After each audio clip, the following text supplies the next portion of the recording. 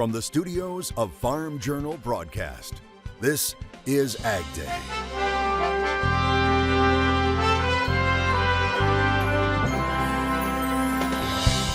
An inspiration who's living the American dream. She's always focused on creating the best possible environment for both the animals and the people working in the barns. We'll introduce you to another barn hero as dangerous storms again push through the plains and Midwest, but the rain is cutting into the nation's drought. Could more farmland soon be going solar? So that's going to put upward pressure on cash rent, and it's probably going to put upward pressure on land values. A look at the issue and the interest right now on AgDay. AgDay, presented by Pioneer. What's next happens when the testing grounds meet the proving grounds. Pioneer. What's next happens here. Good morning, I'm Clinton Griffiths. How much are solar companies willing to pay landowners to lease their ground? A recent survey says many are being offered more than $1,000 per acre. Farm Journal's Tyne Morgan joins me, and Tyne, more landowning farmers are also getting asked about the possibility of leasing their acreage to solar projects. That's right, Clinton. The Ag Economy Barometer, a monthly survey conducted by Purdue University and the CME Group, has started asking farmers about leasing farmland for solar projects, and the prices are astonishing. As land values cool across the U.S., there's one factor that could propel cash rents higher, and that's the push for solar leasing on land. Michael Langemeyer is a Purdue University ag economist who also helps author the Ag Economy Barometer. In April, they asked farmers how many had actively engaged in discussions with any companies about leasing farmland you own for solar installation. 19% said yes, up from 12% in March. Think about that. That's a huge percentage of the survey respondents have actually engaged in someone about leases. That doesn't mean they've signed anything. That means that they've actually been approached. He says of that 19%, 58% say the rates were over $1,000 per acre. 30% said the rates they were offered were over $1,250 per acre. This is for the entire U.S. That's a high rate even for the Eastern Corn Belt, where our cash rents are much higher. But think about what even a $750 rate would be in the Great Plains, where the cash rents are much, much lower. And so what you're having here is these solar lease rates are multiples of the cash rent. And Langemeyer thinks the push for solar could also spill over into the price of cash rents. That's going to put upward pressure on cash rent, and it's probably going to put upward pressure on land values. With a price tag of more than $1,000 per acre, it's enticing for farmers who are staring at crop prices below their cost of production. Clinton, a farmer in central Illinois, reached out to me yesterday after reading my story on AgWeb. He told me those rates in the latest Ag Economy Barometer are actually too low. He says current solar rates in central Illinois are $3,000 to $4,000 per acre. And that's in line with what Farm Journal Washington correspondent Jim Wiesmeyer told you as well as me on our unscripted podcast this week. He says farmers in places like Ohio are being offered $2,500 to $3,000 per acre. Absolutely, Tyne, those numbers are astonishing. Thank you. Farm Journal Washington analyst Jim Wiesmeyer had a lot of great policy insights on this week's unscripted podcast that Tyne just mentioned. It's a brand new podcast we're starting, and you can watch the entire episode right now over at Farm Journal's YouTube page.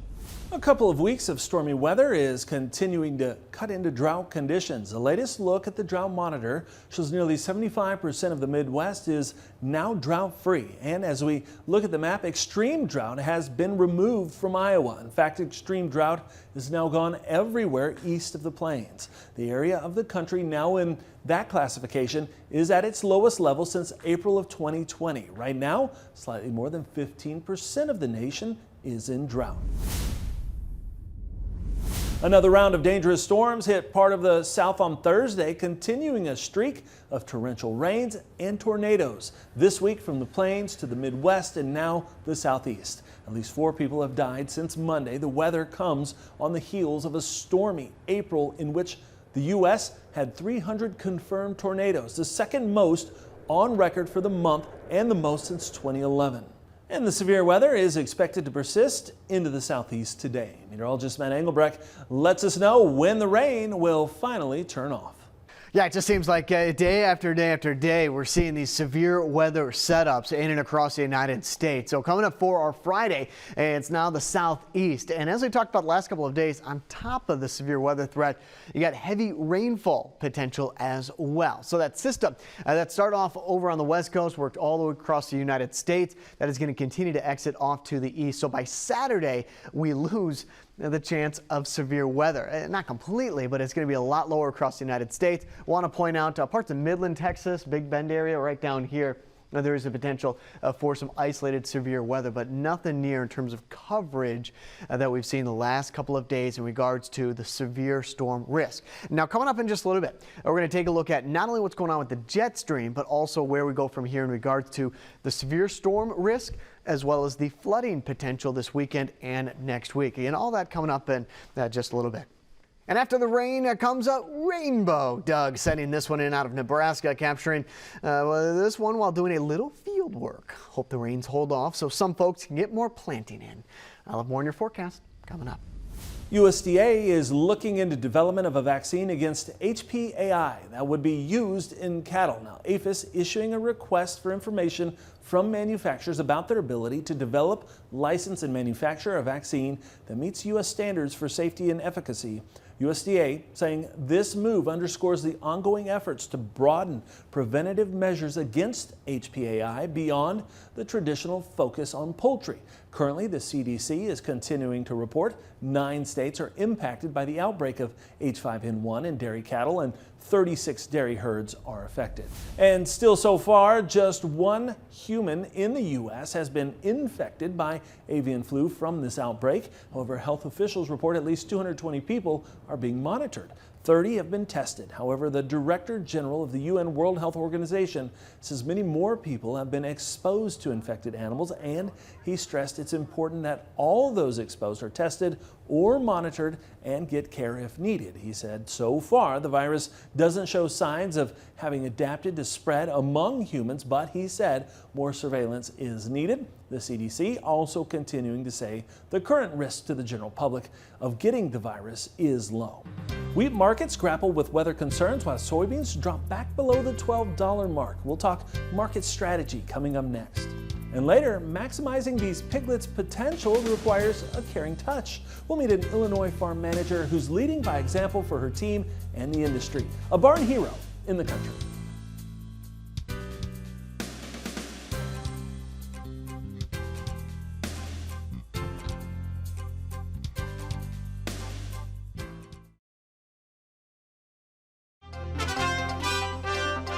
An update on a story we brought you earlier this year. A sanitation company has agreed to pay $650,000 after it was accused of hiring at least 24 children to clean meat processing facilities in Iowa and Virginia. The U.S. Department of Labor accused Fayette Janitorial Services of Memphis of employing 15 underage workers to clean a Purdue Farms poultry plant in Virginia and 9 children at a Seaboard Triumph Foods pork processing plant in Sioux City, Iowa.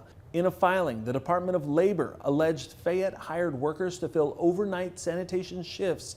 It says at least one 14-year-old at the Virginia facility suffered severe injuries while employed by Fayette. Purdue Farms and Seaboard Triumph Foods terminated their contracts with Fayette back in February, Fayette entering into a consent judgment in which it agreed to pay civil penalties and that it no longer employs minors. All eyes will be on today's release at noon Eastern of the latest USDA supply and demand report, but there are some strategies you can employ right now during this weather market. AgDay's Michelle Rook has some insights in Markets Now. Joining us with markets is Tommy Grasacki with Advanced Trading. We've had a nice weather rally in the grains, Tommy, and let's talk a little bit about how farmers can take advantage of this right now and leave some of this upside open. Front months are really performing well. Back months are lagging. The market's starting to act like we're in a bull market, yet we know we have plenty of supply. So what's the problem? There's not enough. Maybe there's a problem in South America, multiple problems in South America. Problem in Russia. What's it mean to the U.S. farmer? It's everything you ever asked for. Someone else is having the problem. If we really start to trade a weather market here, which the forecast I looked at today looked pretty good over the next 10 to 15 days to get crops planted. But every rain will set people back. Every rain will scare people. We'll see what planting progress and everything else looks like. But if we could get that window of 10 nice days, we can get an incredible amount of corn and beans planted here in the U.S. What's it mean to farmers? It means they need to sell old crop and protect new crop. Folks are making straight cash sales into the old crop.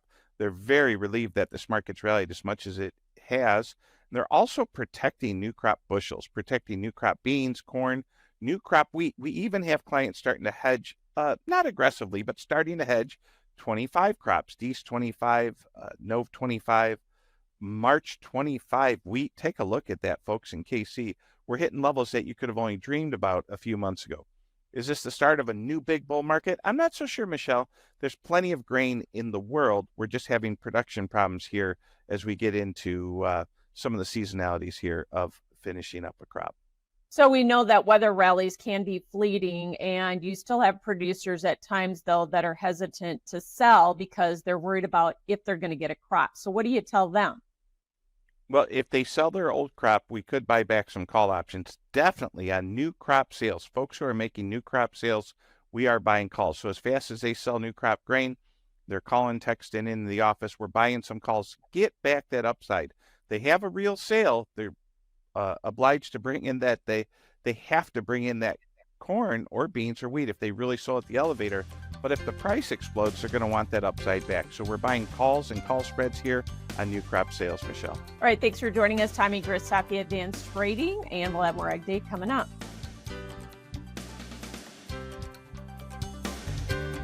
Watch Markets Now with Michelle Rourke on the Farm Journal YouTube channel, keeping you updated throughout the day on the markets at the open, midday, and close. Find out what moved the markets today and what to expect the market to do next. Interested in spending a day with a trader? Call Tommy Griffiths at 800-664-4383. As I mentioned earlier, the severe weather potential is there coming up for our Friday for the Southeast. And also, what I mentioned earlier is not only the severe weather, but also flooding, or the potential for some flooding in and across the Southeast. See that system finally start to exit and wrap up with some moisture back up here to the north and into the Northeast. That includes New York and Pennsylvania. The other part of this through our Friday and Saturday is going to be in parts of Texas, New Mexico, Colorado, with now some rain moving through. Severe weather threat remains low, but obviously it is not zero. This system is not nearly as expansive as the one that we just went through, bringing nearly a week. Nearly a week of severe weather. So let's go and take a look at it. That is snow in the higher elevations into parts of New Mexico and Colorado. This is Friday at 7 a.m. As we advance on through, we got this deep trough trying to work across the jet stream. Now, this is Friday at 5 p.m. What this is going to do, it's going to keep light showers around. This is not the kind of system where we see substantial severe weather, but it is not a sunny sky, warm condition type pattern either. Where this U is located, you got cloudy weather, cool temperatures, and the occasional shower. This is Friday at 5 p.m. Ridging is going to be in place as we go deeper into the weekend. You can start to see that right here. This is Saturday at 11 a.m. with, again, some rain down through Texas and New Mexico. So by Sunday and Monday, really the pattern is going to be shifting back over to a ridge and drier conditions, at least avoiding the severe weather. Again, Sunday at 6 a.m. You got that ridge starting to push in. As this trough lifts out, that will start to dominate the forecast period. So that's kind of where we're going in that extended forecast. The temperature outlook between the 14th and the 18th, all red across the United States. Well, Seattle, we're going to be right about that normal between those time periods, but at or above average, or at least the temperatures expected to be in that territory. In terms of the precipitation outlook, now the 14th through the 18th, we're going to have some weak systems kick up some moisture and work from the west to the east, mainly along the Gulf Coast states. And the way we get that, there are these little pieces of energy kind of flowing from the west to the east to go along with this cutoff flow back here to the southwest. So there's the jet stream on Friday. As you go into the weekend, Saturday and Sunday, this trough is going to be lifting to the north, and in its wake, this ridge of high pressure is going to develop. So a big warming trend as we go into Monday and Tuesday. Once this little U gets out of here, that is a quiet weather pattern for, I'd say, about 7 days or so before another trough tries to move in. Trask, Montana, sunny, high around 62 degrees. Virginia, you got some evening thunderstorms, high of 67, low of 49. Troy, Alabama, morning thunderstorms, high of 84 degrees. Can a vacuum clean carbon from the air? We'll tell you about the latest technology next. And later, we're off to Illinois to meet a barn manager dedicated to making sure both pigs and people succeed and grow. We'll meet a barn hero in the country.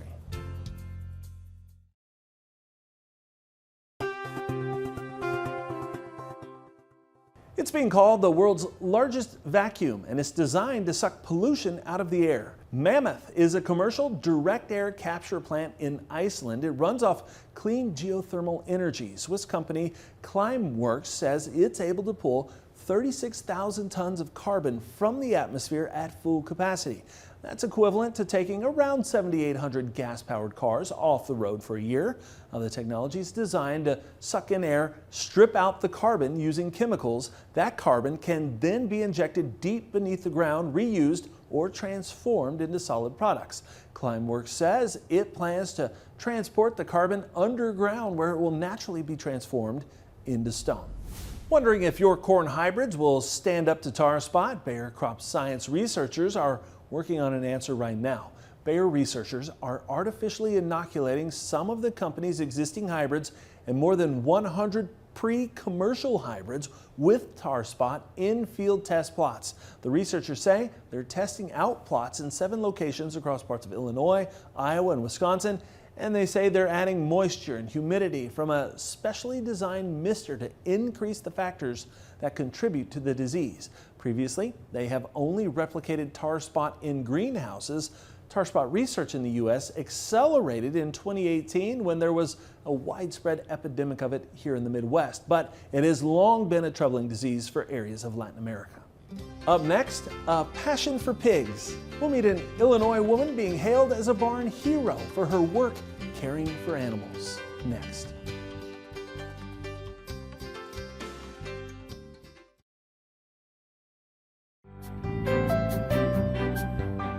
All across our country are men and women working in agricultural roles and at facilities caring for and feeding the nation's livestock. We call them barn heroes. Well, today, Farm Journal's Pork introduces us to one such hero from Illinois whose dedication to her work is inspiring others around her. Each and every day. Checking the feed and doing some inventory to make sure that our numbers are right on. For Alma Valdez. Consider myself a person that loves what they do. Is a day living her passion. It's not really ever a same routine with animals. A daughter of immigrants from Mexico, she was inspired by her mother's dream and work ethic. My mom was one of my biggest mentors of actually learning something new and pushing for something better. Together, that dream became a reality. Started as a part-time employee with my mom during the summer. Kind of started picking up more responsibility, translating a lot of information for the company then. Today, she's a manager at Johnson Farms in DeKalb, Illinois. I think she definitely leads by example, and I think she understands that how she acts and how she carries herself, how she treats animals, how she treats her coworkers, that rubs off on people. Alma's heart for animals and people is evident in how she leads her team. Me gusta trabajar con usted porque somos de mente abiertas y podemos expandirnos y crecernos, aunque a veces no nos conjuguemos, pero vamos a hacerlo, trabajar juntos para sacar un mejor resultado, siempre y cuando poniendo en alto la granja para ambos, para todos, ¿no? Para el equipo, porque Alma has the unique skill of knowing when to be hands-on with her team and when to take a step back, which I think has the effect of empowering them. She's also a really effective trainer. It starts by getting to know the crew, making sure that you have the right crew member in the right spot. You know how they say, put your aces in your places. That's exactly what I do. When you come in a barn, you have to find out what everybody has to bring to the table and just, put them where they fit and just let them succeed. A team atmosphere built on a foundation of positivity and support. So Alma's a barn hero to me because she's always focused on creating the best possible environment for both the animals and the people working in the barns. There's always someone that's willing to motivate you for something better. That's the key, finding that one person that's willing to look after you and help you grow. Growth It's a goal this barn hero uses every day to define success. Healthy, happy pigs and happy team members. That's success. You can read more about Alma's story over at porkbusiness.com. And that's all the time we have this morning. We're sure glad you tuned in. From all of us here at AgDay, I'm Clinton Griffiths. Have a great day.